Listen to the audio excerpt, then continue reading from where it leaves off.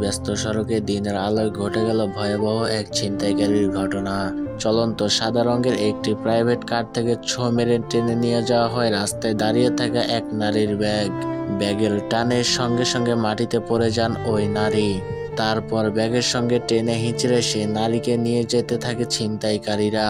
26শে April শনিবার সকালে রাজধানীর সিদ্ধার্থী কিংল্যান্ডের টাওয়ারের সামনে ঘটে এই মর্মান্তিক ঘটনা।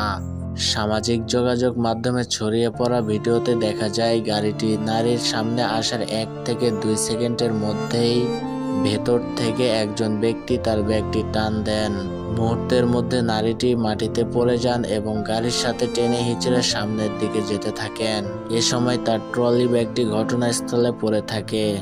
ঘটনার সময় আশেপাশে থাকা 3 জন ব্যক্তি দৌড়ে এসে নারীর সহায়তায় এগিয়ে আসেন।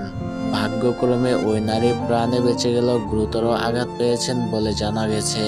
ছিনতাইকারীরা গাড়ি নিয়ে পালিয়ে যায়। এ বিষয়ে ঢাকা মহানগর পুলিশের ডিএমপি রমনা অঞ্চলের সহকারী কমিশনার মোহাম্মদ আব্দুল আল মামুন গণমাধ্যমে জানান, সামাজিক যোগাযোগ মাধ্যমে ছড়িয়ে পড়া ভিডিও ফুটেজ তাদের নজরে এসেছে। তারা ঘটনাস্থল পরিদর্শন করেছেন। তবে এ ঘটনায় এখনো কোনো মামলা হয়নি। আইনগত ব্যবস্থা গ্রহণের প্রতিক্রিয়া চলমান রয়েছে বলে জানান তিনি। রাজধানীর মতো জনবহুল এলাকায় এ ধরনের ঘটনা নাগরিকদের নিরাপত্তা নিয়ে বড় ধরনের প্রশ্ন তুলে দিয়েছে তিনি। সাধারণ মানুষের প্রত্যাশা, দ্রুত ছিনতাইকারীদের শনাক্ত করে আইনের আওতায় আনা হবে।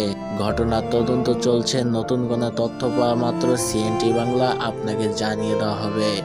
শিপন আহমেদ, সিএনটি বাংলা।